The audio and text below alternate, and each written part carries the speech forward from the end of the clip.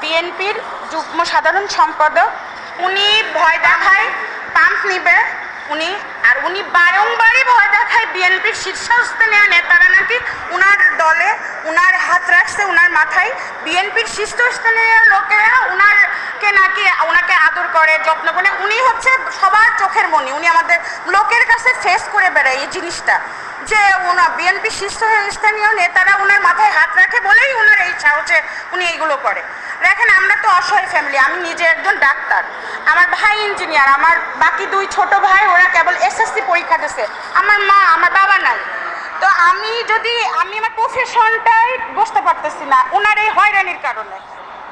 তারপরে বারংবার আমরা হুমকির শিকার, রাস্তায় বেরোতে পারি না, পাম্পে যেতে পারি না নিজের। তো আমি কি এইগুলোই করে বেরোবো? আমি কেন স্থানীয় বিএনপির কোণঠাসা হয়ে থাকবো? কেন আমার কোণঠাসা হয়ে থাকা লাগবে? আমি কোনো সাহায্য পেয়ে কারো কাছে, যখনই কোথাও আমি সাহায্য চাইতে গেছি, আমি বলতেছি কোনো বড় মানুষ বা কারোর কাছে মুখ ফুলাই থাকে, কেউ কোনো কথা বলে না, কেউ কোনো প্রতিকারের আমারে রাস্তা দেখায় না।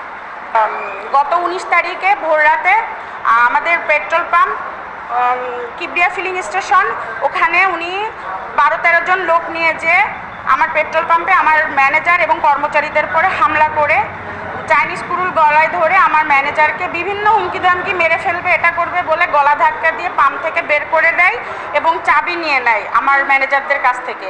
নিয়ে তারপরে উনি আমাদের তালা ভেঙে ওনার তালা মেরে পাম্পে এবং আমাদের সাইনবোর্ড মুছে দেয়। গোলাম কিবরিয়া ফিলিং স্টেশনের সাইনবোর্ড মুছে সাদা রং টেনে দেয়, দিয়ে তারপরে উনি পাম্প দখল করে ওদেরকে বের করে দেয়। আমার কর্মচারী, গার্ড যারা ছিল, ম্যানেজার, সবাইকে বের করে দেয়। এরপর আমি 999-এ ফোন করি। 999-এ ফোন করার পরে আমাদের পুলিশ প্রশাসন ওরা পাঠায়। তারপরে হচ্ছে ওখানে পুলিশ আমাদেরকে ডাকে, আর ওরা ওখানে উপস্থিত ছিল। ডাকার পরে এবার তখন ফাঁড়িতে, বাগাচারার যে ফাঁড়ি, ওখানে আমাকে নিয়ে যায়, আমাদেরকে এবং ওনাদেরকেও ডাকে যে আপনাদের কি কি ডকুমেন্টস আছে দেখান। তো উনি তো কোনো ডকুমেন্টস দেখাতে পারিনি, একটা ভুয়া দলিল উনি দেখায় যেটার কোনো ভিত্তি নেই। আর হচ্ছে আমি আমার বিপিসির অনুমোদন, ডিলারশিপ, এভরিথিং আমার পাম্পের, গোলাম কিবরিয়া ফিলিং স্টেশনের যত কিছু আছে সব কিছু দেখায়। এরপরে আমাদের ফাঁড়ির পুলিশ ওনারা বলে আচ্ছা ঠিক আছে, আমরা কাগজ দেখি, আপাতত এখন পাম্প বন্ধ থাকবে। কিন্তু আমাদের পাম্পে তেল মজুদ ছিল প্রায় 30 থেকে 40 লক্ষ টাকার। তারপরে আমরা ওনার কাছে বলি যে পাম্পে তো তেল আছে, তো এখন আমরা কি করতে পারি? তখন পুলিশ বলে যে পাম্পটা তাহলে এক কাজ করেন, আপনাদের একটা লোক আমরা দিচ্ছি, আমাদের থাকবে। তারপর যখন আমরা বাসায় আসতে যাব, তখন ওরা আমাদেরকে ফাঁড়ির গেটের সামনে 100 জন নিয়ে আমার মা এবং আমাকে অকথ্য ভাষায় গালিগালাজ এবং আমাকে মারবে বলে রেডি ছিল 100 জন। বেরই হতে পারি না গাড়িতে নিয়ে। তারপরে আমরা পুলিশ জানে, ওসি সাহেব জানলো, আমি বিভিন্ন মানুষের কাছে হেল্প চাচ্ছি আর কি, যে আমি পুলিশ। তখন ওই বাগাচারা পুলিশই আমাদেরকে সাহায্য করে আমার বাড়ি পর্যন্ত ওনারা দিয়ে গেছে সেফলি।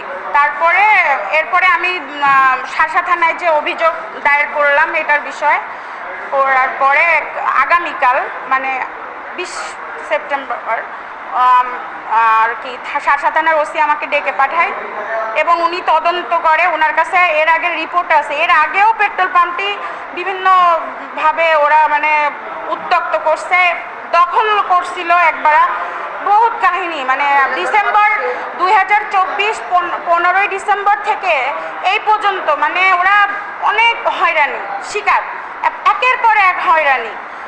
তো তারপরে যখন ওসি সাহেব যখন এইগুলো ডিটেলস দেখলো, পেপারস বা আমাদের কেস চলতেছে বা আমাদের কাগজপত্র, বিপিসির অনুমোদন, পেট্রোল পাম্প, এগুলো সব দেখলো, তখন ওসি সাহেব চাবিটা আমাদের কাছে